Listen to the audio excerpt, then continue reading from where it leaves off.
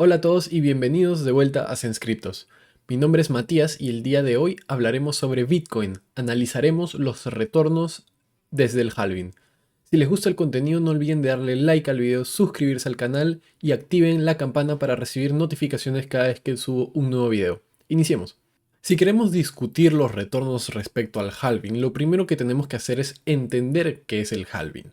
El halving es un evento que ocurre en Bitcoin cada cierto tiempo donde el retorno por minar un bloque se reduce a la mitad.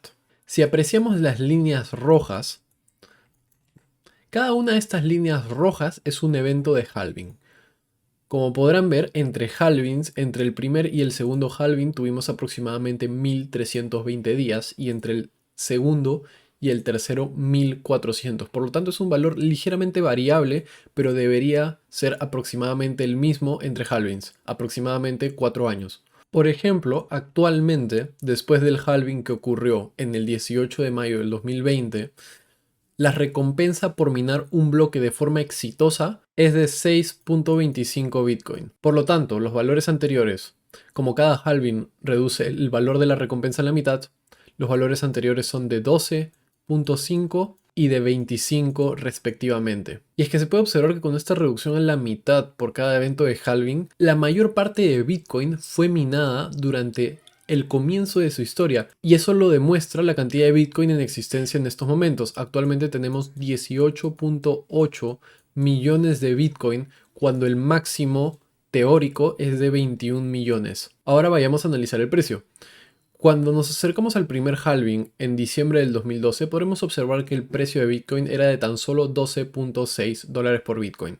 En el segundo halving, el precio por Bitcoin era de 660 dólares y el precio en el tercer halving fue de 9.300 dólares por Bitcoin aproximadamente. Esto representa ganancias porcentuales del primer al segundo halving de 5.000% y del segundo al tercer halving de 1.330% aproximadamente. Desde el primer halving hasta el pico del ciclo del 2013, hubieron aproximadamente 360 días y un retorno de aproximadamente 9.300%. Desde el fondo del segundo halving hasta el pico del 2017 hubo un retorno de aproximadamente 3.000% en 525 días. Por lo tanto, podrán observar que el retorno se redujo y el tiempo se incrementó. Actualmente, desde el tercer halving hasta el pico del mercado, en estos momentos de 69.000 dólares, hemos tenido un tiempo de 546 días y 632%. Esto vuelve aún más evidente el hecho de que los ciclos se están extendiendo con el tiempo y cada vez hay retornos más pequeños. Por ejemplo, hay algunas predicciones de precio bastante extremistas, las cuales asumen que no existen estos retornos reducidos, por lo tanto dan predicciones de precio de aproximadamente 300.000 dólares para final de año. Y debido a las circunstancias actuales de Bitcoin, que nos encontramos en aproximadamente 54.000 dólares y ya estamos próximos al fin del mes de noviembre, es una predicción bastante difícil de que se cumpla. Por ejemplo, si tomáramos un patrón de barras de lo que ocurrió entre el primer halving y el tope del mercado en el año 2013 y lo colocáramos respecto al último halving que hemos tenido, podremos observar que si hubiésemos seguido este comportamiento, hubiésemos alcanzado un precio de 873.000 dólares en tan solo mediados de mayo. Si hubiésemos seguido el comportamiento del segundo halving hasta el tope del mercado del 2017, hubiésemos alcanzado un precio de 300.000 dólares a finales de septiembre. Y de hecho, esta es una de las predicciones que desde inicio de enero del año 2021 estaba rondando por el internet. Claramente no se cumplió. Y eso nos lleva al escenario que nos encontramos en estos momentos, donde oficialmente nos encontramos extendidos respecto al segundo halving y podríamos decir que la teoría de los ciclos extendidos ha sido validada desde el halving. Continuemos nuestro análisis en esta siguiente gráfica. En esta siguiente gráfica lo que estamos haciendo es extraer la información de cada uno de los ciclos en el retorno, y el retorno lo estamos expresando como un multiplicador desde el precio en el día del halving. Por ejemplo, en el primer ciclo podremos observar que tuvimos un retorno de por 100 en tan solo 365 días. Respecto al segundo halving tuvimos un multiplicador de por 29 en 526 días. Y respecto al ciclo 3 en el cual nos encontramos, nuestro valor máximo de retorno ha sido de 7.88 en 546 días. Otra cosa que podemos observar es que desde inicio del halving en el año 2020 hasta aproximadamente mayo del 2021, el ciclo 3 estuvo bastante extendido respecto al ciclo 2. Y es que esto no iba acorde a la teoría de retornos reducidos. La teoría de retornos reducidos hubiese esperado que el tercer ciclo se comporte con una línea por debajo de la línea verde. Sin embargo, esto no sucedió y es una de las cosas por las cuales el mercado es completamente impredecible. Sin embargo, eso no evitó que finalmente el tercer ciclo se calme un poco con la capitulación que tuvimos entre mayo y julio para alcanzar valores por debajo de la línea de retorno del segundo ciclo. Y es exactamente en ese lugar donde actualmente nos encontramos. Otra cosa particular que podemos apreciar de este gráfico es que comprar Bitcoin en el halving es una muy buena decisión. No es la decisión óptima, sin embargo es un muy buen momento para estar acumulando Bitcoin. Por ejemplo, en el primer ciclo nunca estuvimos por debajo de un retorno de 1. Eso significa que en todo momento estuviste en ganancia. En el segundo ciclo, si bien hubo un periodo de aproximadamente 100 días, aproximadamente 3 meses, donde estuviste en pérdida, esto no evitó que durante el resto de la historia de Bitcoin hubieses estado en ganancia. Tan solo hubieses tenido que aguantar esa pérdida por 100 días para salir del otro lado. Y en este tercer ciclo, durante ningún momento hubieses estado en pérdida si hubieses comprado Bitcoin en el halving del año 2020. Ahora, si tuviésemos que analizar con esta información cuándo llegaremos al pico y en cuánto estará el pico, podemos hacer el siguiente análisis. Sabemos que el primer ciclo tuvo un pico desde el halving en aproximadamente 364 días y el segundo ciclo tuvo un pico desde el halving de 525 días.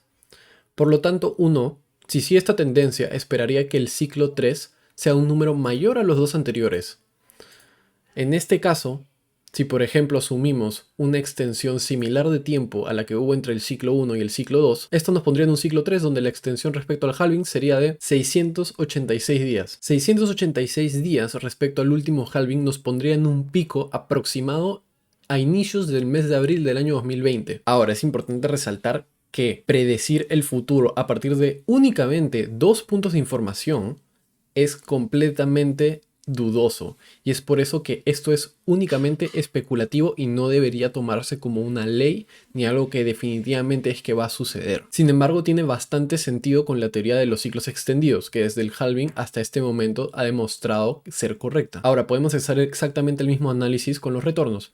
El primer ciclo tuvo un retorno de por 100 respecto al precio del primer halving y el tope del ciclo del año 2013. El segundo ciclo respecto al precio del segundo halving tuvo un retorno de por 29.76.